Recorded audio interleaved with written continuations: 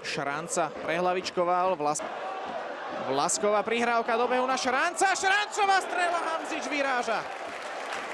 Slabšou ľavačkou napriek tomu dokázal poslať nebezpečný projektil na Dina Hamziča. Rohovíko pre Trnavu. V zápase so Zlatými Moravcami už sledujeme Čonkov, center do pokutového územia, tam je Ivan Šranc.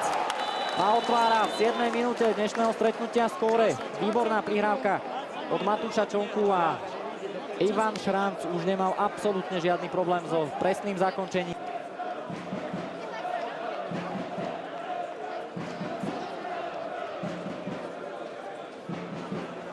Ešte si musíme dať pozor. Pablo pod 9, Patrik Vajda. 11, Matej Kochan, 12, Ľuboš Kupčík, 13, Bernardo Frizoni. Spartak sa dostáva takmer do zákončenia. Aj tribúna vedľajšia, respektíve oproti hlavu. Ivan Šranc. Pôsobí na stoperskom poste suverénne. Šranc dobre sa odzbrojil Orávika, dopredu môže ísť Ivan Šranc. Baez, Santa Ivana Perišiča. Marko dokonca ani nie, Chorvát, ale je to futbalista z Bosny a Hercegoviny. Do Vionu prišiel podobne ako väčšina hráčov. V telnej tabuľke 4. rozhodcu dnešného zápasu, ktorým je Rastislav Žákech. Faul na Ivana Šranca a presile trnavských futbalistov naozaj ťažké. Harba výborne podržal loptu a rozohral na Šranca. Šranc, Harba obišiel aj Tipuriča, center. Ranilovič ho vyráža na rohový kop. Počkal na prepad lopty Matúš Čonka a dostal sa k nej. Teraz dopredu tiahne loptu Šranc, Mikovič. Martin Mikovič. Prevál. V sezóne odštartoval už v prvej minúte Ivan Šranc. Po Majtánovej prihrávke zakončil hneď prvú akciu zápasu a zblízka otvoril stav stretnutia. Trnava bola veľmi blízko k zveľade. Hráči sa zhodli, že kľúčovým okamihom celého stretnutia bol rýchly gól už v prvej minúte. Prišla však 40. minúta, rýchly break bielých handelov a po Šrancovej prihrávke Trnavčanom nechtiac pomohol Tomáš Marček, ktorý si strelil vlastný gól. V druhom polčase dominovali hostia. Ten gól nám určite veľmi pomohol a so Spartakom Java sa nám ešte teraz majú veľmi silné mužstvo, by som povedal, a sme veľmi šťastní za túto cenú výhru. Trnavčania si pripísali naopak tretie víťazstvo na novom štadióne a začínajú potvrdzovať, že body doma púšťať len tak nebudú. Čonka môže rozohrávať. Halilovičov center na prednú žreč, kde zakončoval Ivan Šranc. Zatiaľ herne nejako v Rusku, kde hral naposledy teda za Amkar Perm. Šranc, Janečka,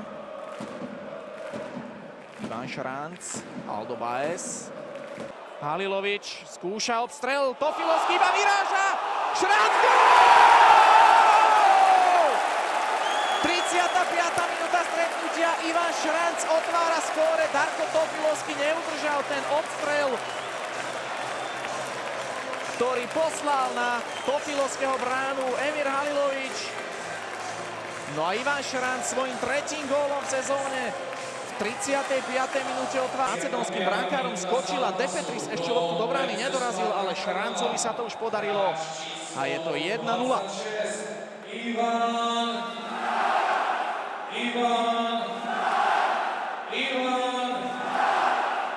Takže na štadióne Antona Malatinského to už bude Aldo Baez, Šranc, Benogo, Baez, Benogo, Šranc, opäť malijský futbalista, Niare Benogo, Depetris, Šranc, dobrý oblúčik na Majtána, ktorého v poslednej chvíli odstavil od lopty Antonín Rosa. Co sa zapísalo 5 rôznych strelcov, medzi nimi aj Martin Jakubko, ktorý teraz ako tank vedie loptu proti trnavským protihráčom, ale nakoniec to zastavila dvojica Čonka Šranc. Halilovič. Toto nebol faul, poriadne tomu pridal Peter Maslov. Šranc, faulovaný Jánom Maslom. Čonka, nabieha mu Ivan Šranc do offsideu. Šranc si... On ju ňu prišiel, ale následne prišla nepresná rozohrávka. Tá našla Ivana Šranca v červeno-čiernom. Chceli proti trojici protihráčov. Šranc je faulovaný celkom jednoznačne tam. Čonkov pás našiel Ivana Šranca, ten má dostatok priestoru. Šranc. Faul to nebol, hrá sa. My teraz sledujeme Trnavu. Šranc a jeho center ľavačkou na zadnú. Žrťkam nabehol Majtán a nakoniec dokázal zakončiť v 11. minúte hlavou. Nebezpečne ohrozil Svetiňu Michala Lupača, ten nakoniec nemusel zasahovať, ale zatiaľ najnebezpečnejšia situácia dnešného stretnutia. Center do pokutového územia. V súčasnosti teda Andrej Fišan bojuje o post jednotky v Skalici, môžeme to tak povedať, pretože zdá sa podľa zachytil nákop Skaličanov, loptu má Mário Kurák. Výborná práca Ivana Šranca a zbavil sa aj Petra Mazána. Výborne, teraz veľmi dobre počína trnavský stoper. Šrancov pas pekne na Mikoviča, ten si loptu preberá do Bortel. Šranc dozadu na Martina, to otázka. Grešák. Šranc. Janečka. Šranc. Martin to dobre loptu na Šranca. Mikovič môže odcentrovať. Mikovičov center, De Petris. Tu je úplne voľný Kleber Silva trafil Michala Lupača. Kleber skúša strelu. Šranc, toto nie je offside. Ivan Šranc. Šranc, krížna lopta pred bránou. Nadzovanie. Zachyť bude centrovať, áno. Posiela loptu na Šranca, ktorý zabojoval. De Petris, gól!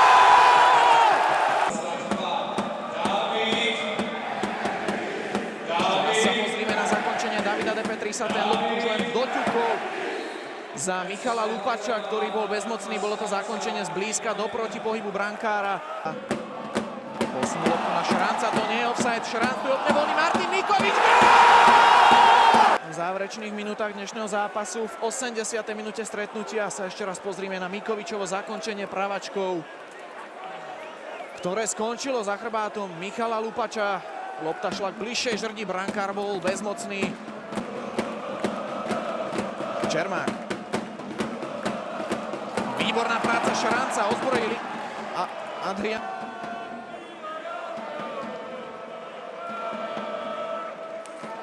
Jakubeka, De Petris, Šranc.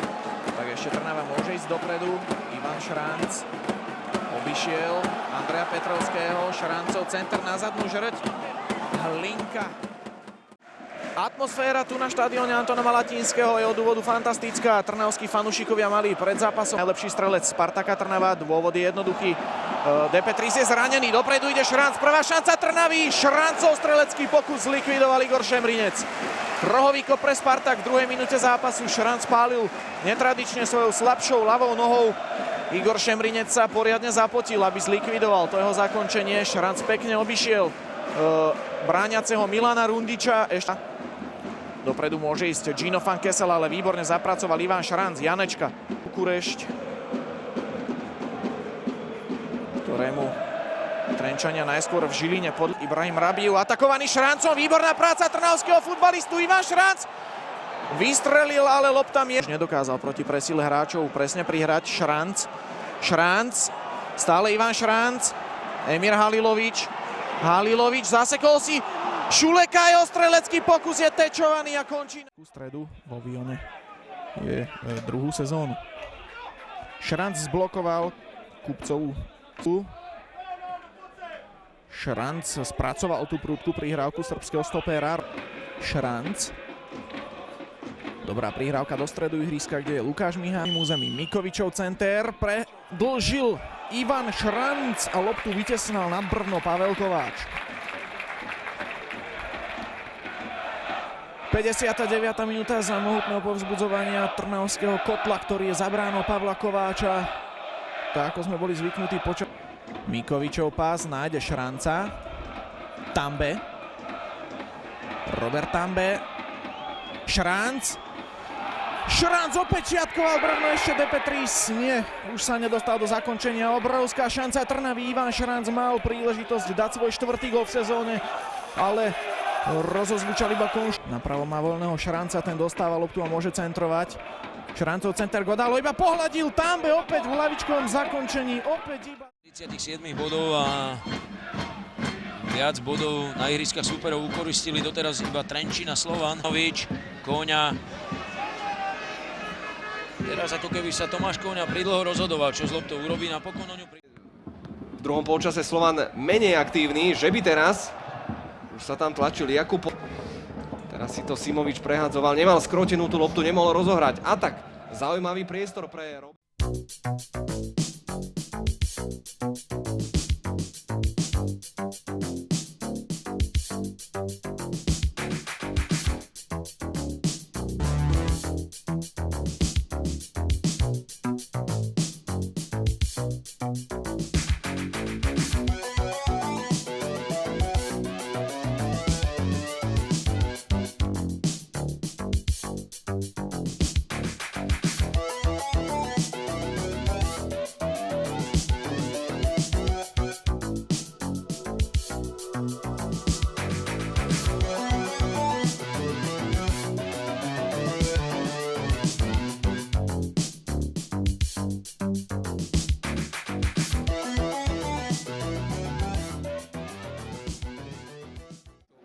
Prejavuje v tabulke, takže aj v tomto prípade. Veľká šanca pre Šranca, gól! Trnava vedie 2-0. 66. minúta, toto je lekcia z efektivity pre Spartak, pretože potom, ako otvoril skóre David De Petris, pridáva druhý gól Ivan Šranca. Bola to situácia, ktorá prišla z ničoho nič, 66. minúta. Ale zasa to bol veľmi pekná akcia, aj tá prihrávka za obranu, aj nabehnutie Šranca a samozrejme aj realizácia, takže ďalší pekný gól sme videli. Ako to všetko vzniklo, Aldo Baez sa pozrel, zareagoval na pohyb Ivana Šranca a už nestíhala dvojica Králik, Letič. Pre Ivana Šranca určite dôležitý gól, tak je opäť bližšie k trojbodovému zisku.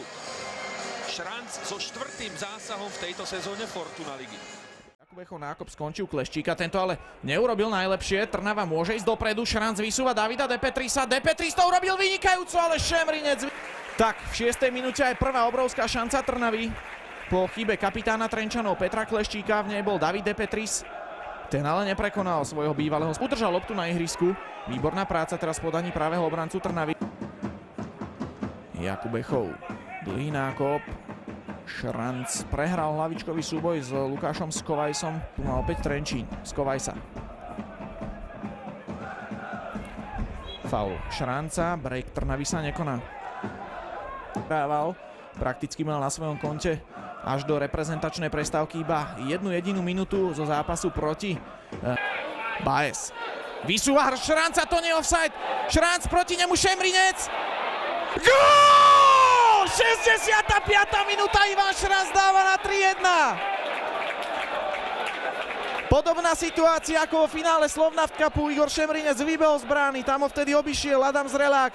Tentokrát sa to podarilo Šrancovi a Spartak vedie 3-1. 65. minúta stretnutia AS Trenčín FC Spartak Trnava 1-3. Gól hostí. Tak, toto opäť Bílych Handelov určite ukludní. Halilovičov center, Šrancová hlavička, tesne vedľa. Šranca, nestalo sa tak. Zakončenie šlo tesne vedľa. Pochvalu si za tú akciu zaslúžia na ľavej strane striedajúci hráči Halilovič a Majtán. Má na konte Martin Regáli. Toho Pereza, ešte Čonková strela, to nie je offside, Šranc! Gól! Ivan Šranc potvrdzuje, že má...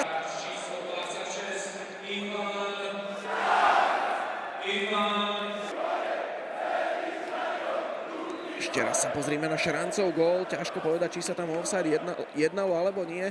Každopádne rozhodca František Ferenc situáciu pustil a Trnava tak vedie nad Michalovcami 1-0.